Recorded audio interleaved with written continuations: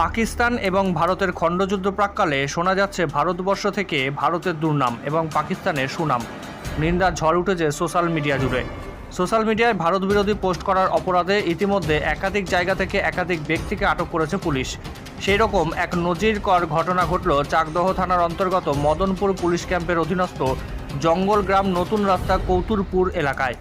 ওই এলাকার বাসিন্দা বিজয় সরকার তারই বাড়ির পিছনে নিজের একটি আমবাগানে কয়েকজন যুবক মাদক সেবন করছিল এবং চিৎকার চেঁচামেচি করছিল। সেই সময় বিজয় সরকার জানতে চায়, তোমরা এখানে কি করছো? সেই মুহূর্তে হঠাৎই নিমাই শেখ, হাসান শেখ, ইমরান মণ্ডল ও সাইদুল শেখ এই চারজন যুবক চড়াও হয় বিজয় সরকারের ওপর।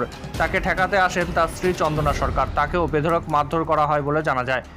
একই সাথে বলতে থাকে, পাকিস্তান জিন্দাবাদ, ভারত মুর্দাবাদ। যদিও এই গণ্ডগোলের জেরে আহত হয় একজন পুরুষ সহ একজন মহিলা। ঘটনার খবর জানতে পেরে ঘটনাস্থলে ছুটে আসে স্থানীয়রা। তৎক্ষণাৎ সেখান থেকে চম্পট দেয় ওই চারজন যুবক। ঘটনার খবর পেয়ে তড়িঘড়ি ঘটনাস্থলে ছুটে যান চাকদহ থানার অন্তর্গত মদনপুর পুলিশ ক্যাম্পের পুলিশ প্রশাসন। সেখান থেকে একজনকে আটক করে নিয়ে আসা হয়েছে ক্যাম্পে। যদিও এই ঘটনায় এলাকায় রীতিমতো সৃষ্টি হয়েছে চরম উত্তেজনা। গ্রামবাসীরা ছুটে আসেন মদনপুর পুলিশ ক্যাম্পে।